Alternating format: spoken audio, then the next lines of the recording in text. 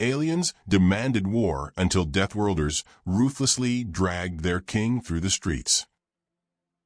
The sky lit up with fiery trails as massive alien ships broke through Earth's atmosphere. The Zyrthyn Empire, known across the galaxy for crushing civilizations, had arrived. Their fleet was enormous, precise, and unstoppable, a display of sheer power meant to intimidate. Cities below fell silent, their people staring upward in fear and confusion. Then came the message. It was broadcast across every screen, every device, and in every language. A voice, cold and commanding, echoed through the air. People of Earth, you stand before the Zyrthyn Empire. Your resistance is meaningless. Surrender, and we will allow you to survive under our rule. Refuse, and you will be wiped from existence. The choice is yours. Humanity's answer came quickly. Across the globe, a single message was sent back. We do not bow. This defiance shocked the Zyrthyn, though they didn't show it. They had faced resistance before, but it had always been crushed easily. To them, Earth was just another backward world. Its people were divided, fragile, and far behind in technology. King Vhar'lox, the leader of the Zyrthyn, found humanity's defiance amusing. He dismissed it as nothing more than desperation. Watching from his command ship, he turned to his advisors and said, "They will fall in days." But what the Zyrthyn didn't understand was that Earth was no ordinary planet. It was a place the galaxy called a death world. On Earth, survival was never guaranteed. Natural disasters struck without warning. Fierce predators ruled the wilderness. Diseases and harsh climates constantly tested life's ability to endure. On such a planet, only the adaptable, the resilient, and the determined could survive. This had shaped humanity in ways the Zyrthyn could not imagine. The invasion began with devastating precision. Zyrthyn cannons reduced cities to rubble. Their war machines rolled through streets, and their drones patrolled the skies, searching for survivors. It was a well-rehearsed operation. The Zyrthyn believed Earth would fall as easily as the countless other worlds they had conquered. But humanity fought back. Where the Zyrthyn saw chaos, humans saw opportunity. Small groups of fighters emerged from the ruins, striking quickly and disappearing before the Zyrthyn could react. Engineers and scientists scavenged parts from fallen alien machines, turning the enemy's technology into weapons. Civilians refused to flee, instead setting traps and creating obstacles that slowed the invaders' advance. The Zyrthyn, who relied on flawless plans and superior firepower, were caught off guard. Humanity's unpredictability became its greatest weapon. The people of Earth fought not with numbers or technology, but with grit, creativity, and a refusal to surrender. King Vhar'lox soon realized this was no ordinary war. He had expected a swift victory, but instead, he faced a species that refused to break. The Zyrthyn had underestimated humanity's strength, and for the first time in his reign, the king felt something unfamiliar, doubt. The war for Earth had begun, and the Zyrthyn were about to learn what it truly meant to challenge the people of a death world. The Zyrthyn Empire was a force of dominance, its reach extending across thousands of worlds. For centuries, its towering fleets and ruthless efficiency had made it invincible. The Zyrthyn were not a species that adapted. They didn't need to. Their technology was unparalleled, their strategy flawless, and their civilization built on strict hierarchy and unwavering control. Every conquest was precise, calculated, and absolute. Physically, the Zyrthyn were imposing, tall, insectoid beings with exoskeletons that shimmered with faint bioluminescence. Their hive-like society placed the strongest and smartest at the top, and none were higher than King Vhar'lox. His rule was absolute, his voice unquestioned, and his arrogance unmatched. To him, Earth was a footnote in a long line of victories. The Zyrthyn's strength came from their mastery of technology. Their fleets were powered by advanced energy systems capable of destroying entire cities with a single strike. Their armies consisted of biomechanical war machines, faster and stronger than any living soldier. Drones patrolled the skies and battlefields, each linked to the collective intelligence of their empire. They relied on precision and control, their belief in the superiority of their methods so ingrained that they could not conceive of failure. But Earth was not like the worlds they had conquered. It was what many civilizations in the galaxy called a death world. These planets were rare, hostile, and unforgiving, where survival was a constant battle. Earth's environment was unpredictable, its weather brutal, and its ecosystems filled with dangers. Earthquakes, hurricanes, and volcanoes shaped the land.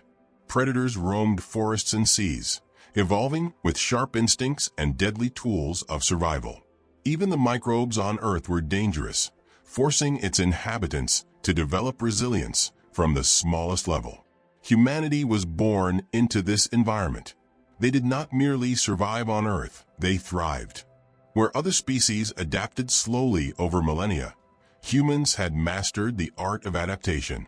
Their intelligence was not just logical but creative, allowing them to invent, rebuild, and overcome obstacles that would crush other species. Humans didn't need perfect plans. They thrived in chaos, finding opportunity where others saw disaster. Earth's history was steeped in conflict and survival. Humanity had fought not only against nature, but also against itself. Wars, plagues, and disasters had tested their limits again and again. But instead of breaking, humanity grew stronger. Their civilizations were forged in fire, and their cultures shaped by the need to rebuild after every fall. This relentless resilience was humanity's defining trait, though it was something the Zyrthyn could not yet see. The differences between the two civilizations were stark. The Zyrthyn valued perfection and order above all else. Their society was structured, with every member assigned a role, every decision calculated. They viewed chaos as weakness and adaptability as unnecessary, believing their technological superiority rendered them untouchable. In contrast, humanity thrived on unpredictability. They found ways to turn the smallest advantage into a game-changer. The people of Earth didn't have the luxury of relying on perfection. They worked with what they had, making tools from scraps and weapons from ruins. What the Zyrthyn saw as disorder was, in truth, humanity's greatest strength. Cultural differences between the two were equally profound. The Zyrthyn believed in domination, with a single ruler dictating every aspect of life. They respected only strength and viewed compassion as weakness. Humanity, however, found strength in unity, even in diversity. While the Zyrthyn were rigid, humans could come together in moments of crisis, setting aside their differences to fight for a common goal. This was why the Zyrthyn underestimated Earth. They couldn't comprehend a civilization that could turn chaos into strength. They didn't understand how a people forged by struggle could endure what seemed like overwhelming odds. To them, Earth's history of conflict was a sign of weakness. But to humanity, it was preparation. As the Zyrthyn invasion began, these differences became clear. The Empire's forces operated with clockwork precision, expecting resistance to crumble under their overwhelming firepower. Instead, they were met with chaos, ingenuity, and a refusal to surrender. Earth's harsh environment, once seen as a liability, became humanity's greatest ally. Dense forests, sprawling cities, and vast deserts became traps where Zyrthyn forces were ambushed and outmaneuvered. The Zyrthyn soldiers, reliant on technology and order, were ill-prepared for humanity's guerrilla tactics.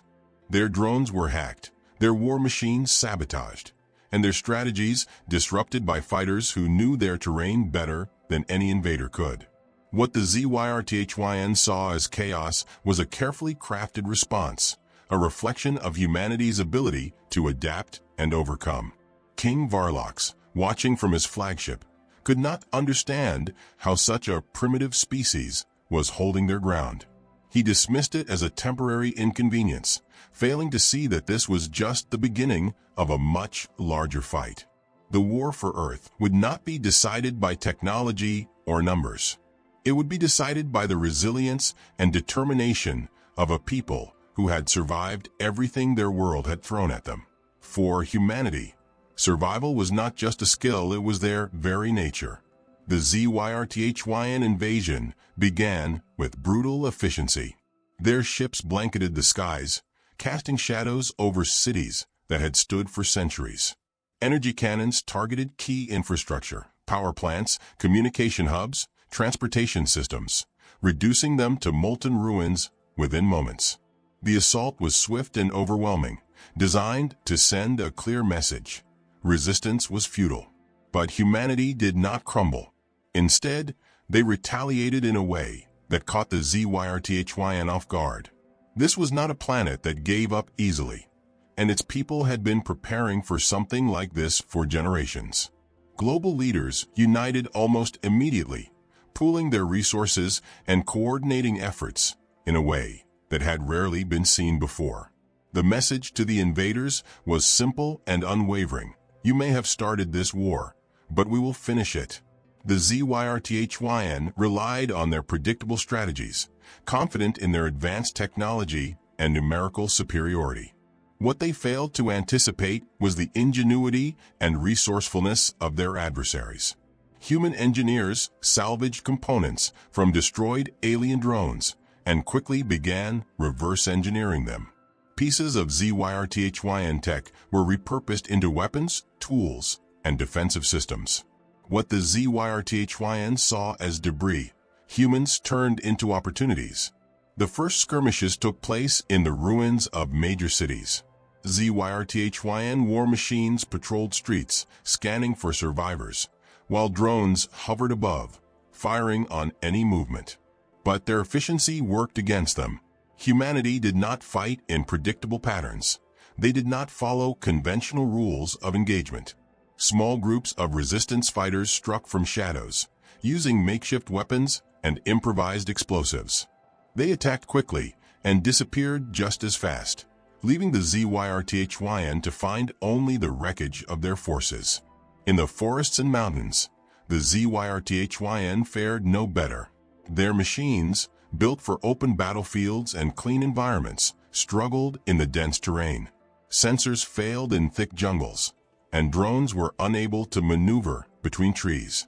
Human fighters, meanwhile, blended seamlessly with their surroundings, setting ambushes and creating traps that turned the wilderness into a weapon. The Zyrthyn soon realized that Earth's environment was as much an enemy as its people. In deserts, storms kicked up sand, blinding their machines. In cities, crumbling buildings collapsed under the weight of their war machines. Even Earth's wildlife became a factor. Alien patrols were attacked by predators unfamiliar with their energy shields, creating chaos where they least expected it. While the Zyrthyn focused on dominating the battlefield, humanity waged war on multiple fronts. Psychological warfare became a powerful tool. Resistance fighters hacked into Zyrthyn communication networks, broadcasting images of alien defeats to their own soldiers. They painted murals and messages in the ruins of cities, mocking the invaders. One particularly haunting broadcast showed a captured Zyrthyn drone being dismantled piece by human hands. The message was clear: you are not invincible. For the Zyrthyn, this war was supposed to be a demonstration of their power. Instead, it became a test of their ability to withstand chaos. And they were failing. Their commanders were unprepared for an enemy that turned every weakness into a strength. The Zyrthyn fought with calculated precision, but humans thrived in unpredictability. Every loss shook their confidence, while every victory for humanity fueled their resolve. In one key battle, the Zyrthyn attempted to assert control over Earth's largest remaining power grid, located in a heavily industrialized zone. They deployed their most advanced war machines, believing the operation would be over in hours. But the humans had already anticipated the attack. They planted traps throughout the area, luring the Zyrthyn into choke points where their heavy machines couldn't maneuver. Explosions rocked the battlefield, and before the Zyrthyn could recover, human forces emerged from the shadows, using salvaged weapons to disable their strongest defenses. The Zyrthyn retreated from the area, leaving behind several of their prized war machines. For the first time, their empire faced a loss they couldn't explain. This was not supposed to happen. Earth was not supposed to be able to fight back. King Vhar'lox, watching from his flagship in orbit, began to question his assumptions. He had seen resistance before, but never like this. His generals reassured him that these setbacks were temporary, that humanity's victories were mere flukes. But doubt lingered. Vhar'lox had underestimated this world and its people, and now he was beginning to see the cost. The humans, however, were just getting started. They knew they could not match the Zyrthyn in technology or numbers, but they didn't need to. Their strength lay in their creativity, their adaptability, and their determination to protect their home. The war brought humanity together in a way few thought possible. Scientists worked side by side with soldiers. Civilians contributed to the war effort by crafting supplies, building shelters, and even sabotaging alien forces when opportunities arose. One of the most remarkable tactics involved hacking into the Zyrthyn fleet's drone network. A team of human engineers discovered a way to hijack the drone's control systems, turning the invaders' weapons against them. In one battle, a swarm of Zyrthyn drones suddenly turned on their own war machines, creating chaos among the ranks. The sight of their once reliable technology betraying them shook the Zyrthyn soldiers deeply. But the cost of resistance was high. Cities burned, and countless lives were lost. Families were torn apart, and Earth itself bore the scars of the conflict. Yet, humanity's will remained unbroken. Every loss only fueled their determination to fight harder. The Zyrthyn, for all their power, began to falter.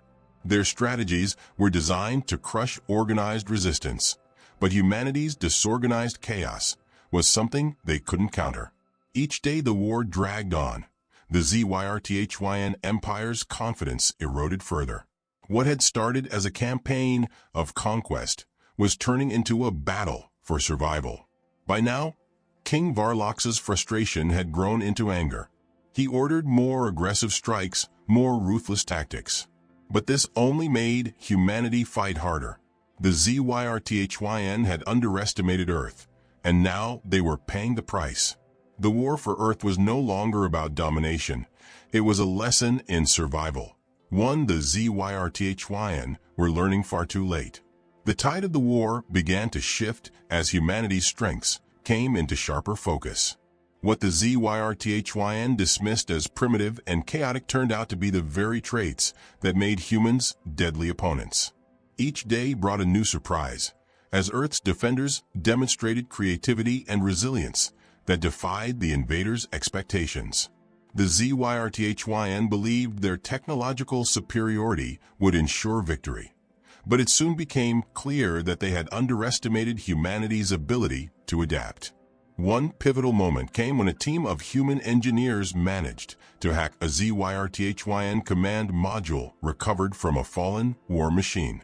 With this breakthrough, they gained limited access to the Zyrthyn communication network. Using this advantage, they began intercepting orders, redirecting drone patrols, and even turning some of the Empire's automated weapons against their own forces. The Zyrthyn response was immediate and harsh. They intensified their efforts to isolate human resistance, launching larger-scale attacks on known strongholds. But this only strengthened humanity's resolve. Small resistance cells across the globe began coordinating with each other, sharing tactics and resources. Every defeat taught them something new, and every victory boosted their confidence. What the Zyrthyn saw as scattered chaos was, in reality, a highly adaptable and unified resistance. One of the most significant turning points occurred in the dense Amazon rainforest. The Zyrthyn deployed a division of their elite war machines to sweep the area, intending to eliminate a major human stronghold. Their equipment was designed for urban and open combat, not the dense, unpredictable terrain of the jungle. The Zyrthyn forces moved in mechanical precision, but they were soon slowed by thick vegetation, unexpected weather conditions, and traps laid by human fighters. The humans knew the terrain better than the invaders ever could. They set ambushes using natural camouflage, attacked supply lines, and lured the Zyrthyn forces into areas where their bulky machines became liabilities. In one decisive moment, a group of resistance fighters used modified alien explosives to take down a Zyrthyn command walker, cutting off the invaders' leadership. Without direction, the remaining machines floundered, falling one by one to human ingenuity. The Zyrthyn, so used to controlling every aspect of a battle, were unprepared for the unpredictability of this new kind of warfare. Their reliance on strict command structures and advanced equipment left them vulnerable to humanity's more fluid, decentralized tactics. The losses in the Amazon marked a shift in the war, as the Zyrthyn began to realize they were facing a threat unlike anything they had encountered before. In the cities, the war took on a new intensity. What remained of Earth's urban centers became battlegrounds where humanity's ingenuity shone brightest. Resistance fighters turned skyscrapers into traps, using elevators, stairwells, and even collapsed structures to disorient and destroy Zyrthyn forces. Civilians became an integral part of the fight, setting ambushes in alleyways and flooding streets with debris to slow down the invaders' war machines. One particularly dramatic moment came during the Battle of New Shanghai. The Zyrthyn deployed an overwhelming force to capture the city, believing it would fall within hours. Instead, they were met with a coordinated human counterattack. Engineers used hacked Zyrthyn drones to disable key enemy positions, while soldiers on the ground struck from the shadows, vanishing before the Zyrthyn could retaliate. After days of grueling combat, the Zyrthyn were forced to retreat, leaving behind several of their prized machines. These victories were not without cost. Cities were left in ruins, and countless lives were lost. But humanity's ability to endure hardship only grew stronger. Each sacrifice became fuel for their determination. Every loss was met with a promise to fight harder, smarter, and more fiercely than before. Psychological warfare became another critical element in humanity's strategy. The intercepted Zyrthyn communication network was used to broadcast images and videos of human victories directly to the alien forces.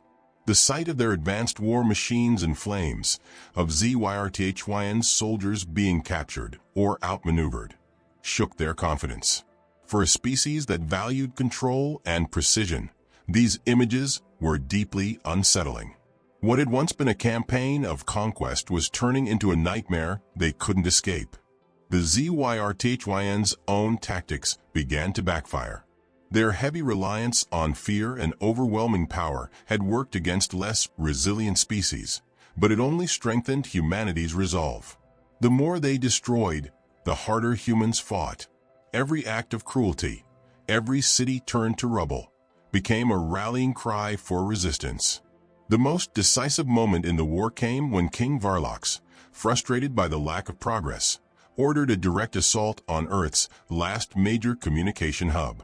This facility, hidden deep in the Rocky Mountains, was critical to humanity's ability to coordinate their efforts.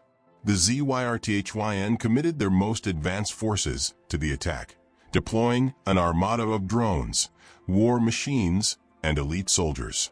What they didn't know was that humanity had anticipated this move. Resistance leaders had spent weeks preparing the area, turning it into a death trap for the invaders. The rugged terrain, combined with harsh weather conditions, slowed the Zyrthyn advance. Hidden artillery units opened fire on their war machines, while human snipers picked off Zyrthyn soldiers one by one. Explosives rigged in mountain passes triggered landslides, cutting off key routes and forcing the Zyrthyn into narrow choke points. The climax of the battle came when a team of human operatives infiltrated the Zyrthyn command center, using stolen codes to disable their central control system. This left the invading forces in disarray, unable to communicate or coordinate their actions. The human defenders launched a final counterattack, overwhelming the confused Zyrthyn and securing a decisive victory. The loss of this battle marked a turning point not just in the war, but in the Zyrthyn Empire itself. For the first time, their soldiers began to question their leaders. Their confidence in the Empire's invincibility was shaken, and whispers of doubt spread through the ranks. King Vhar'lox, watching the defeat from his flagship, was forced to confront a painful truth. Humanity was not just surviving, they were winning. The Zyrthyn still had superior numbers and technology, but they no longer had the advantage of certainty. Humanity had proven that they could not be conquered through brute force or fear. The invaders were beginning to see the cost of underestimating a species born from a death world.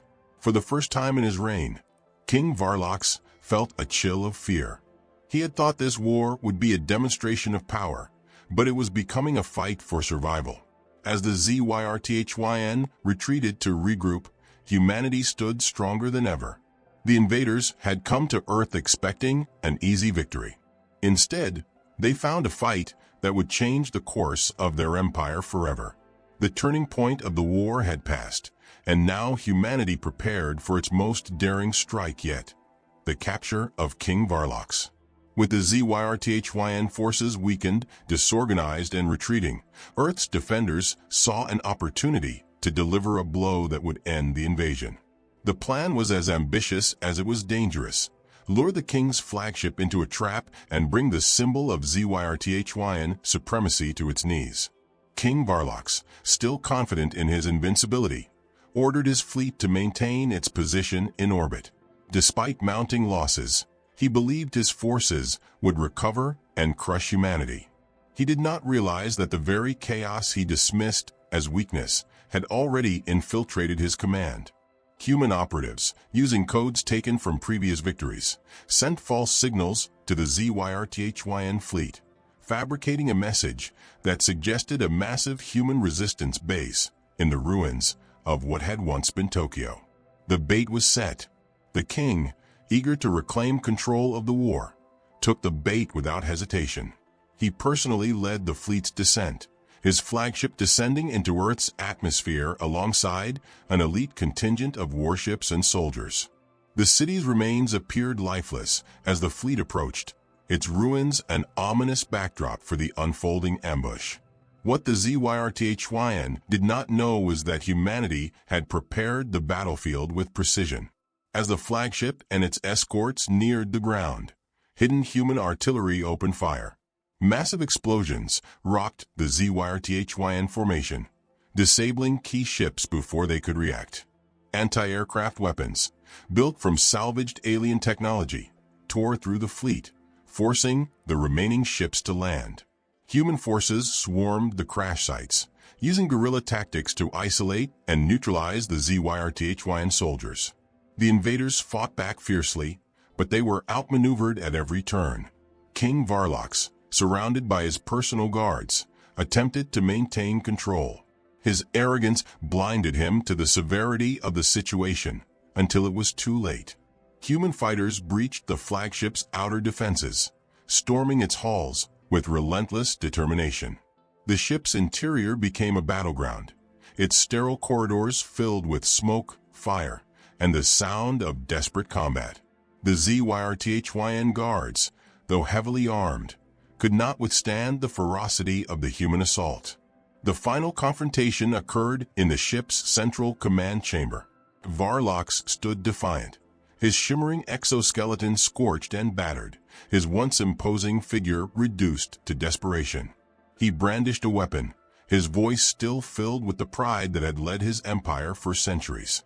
"You cannot defeat the Zyrthyn Empire," he roared. But his words carried no weight. The humans pressed forward, their determination unshaken. In a dramatic moment, the king was overwhelmed and subdued. His capture marked the first time in Zyrthyn history that their leader had been taken alive by another species. It was a moment that would echo across the galaxy, a symbol of humanity's resilience and defiance. The remaining Zyrthyn forces, now leaderless and scattered, began to surrender or flee.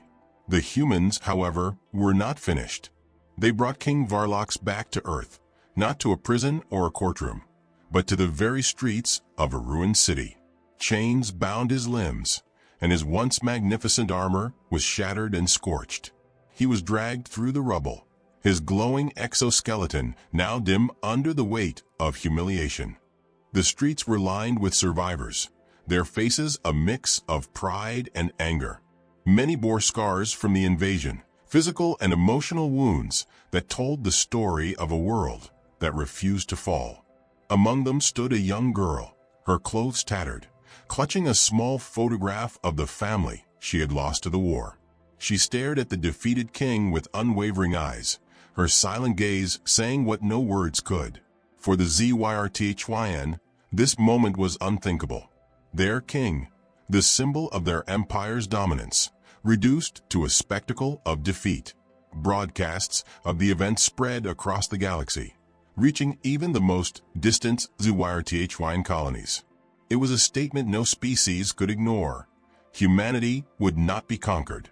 King Vhar'lox, humiliated and broken, muttered weakly as he was paraded through the ruins. "You are savages, monsters."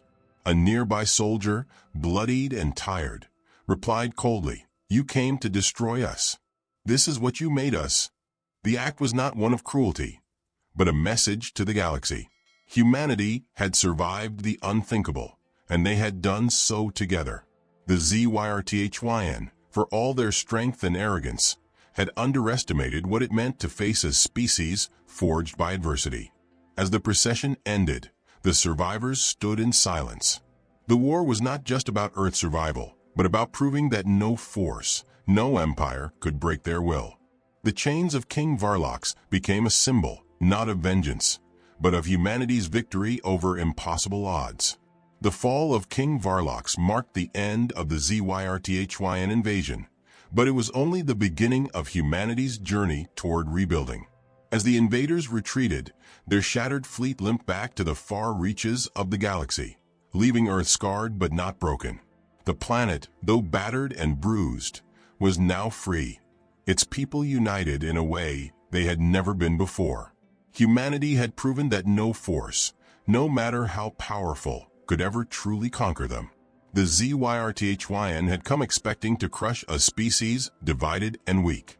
Instead, they found themselves up against a people forged by hardship, unbroken by chaos, and united in the face of extinction. Their defeat would be remembered not just as the fall of an empire, but as a lesson in underestimating the resilience of those who had learned to survive against all odds. The Zyrthyn withdrew, but their defeat would echo throughout the galaxy. Other species, once wary of humanity's chaotic nature, began to reconsider their views. The Zyrthyn's arrogance had cost them more than just a war. It had cost them their place at the top of the galactic hierarchy. As Earth began to heal, the world's leaders pledged to never forget the cost of survival.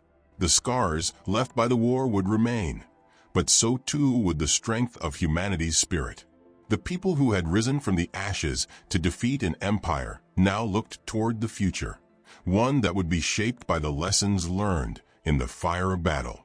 The final words echoed across Earth, a message sent to every corner of the galaxy. We were never the strongest, but we are the hardest to break. As humanity stands tall, victorious, and united, one thing becomes clear. Resilience is in our blood, and together we can face anything. The Zyrthyn thought they could break us, but we showed them the true strength of a Deathworlder. Now it's your turn. What does humanity's victory teach us about the power of unity in the face of adversity? What do you think we can learn from this story to tackle the challenges in our own world? Share your thoughts in the comments below. Don't forget to like, share, and subscribe for more stories of humanity's greatest triumphs. Remember, when we stand together, nothing can stop us.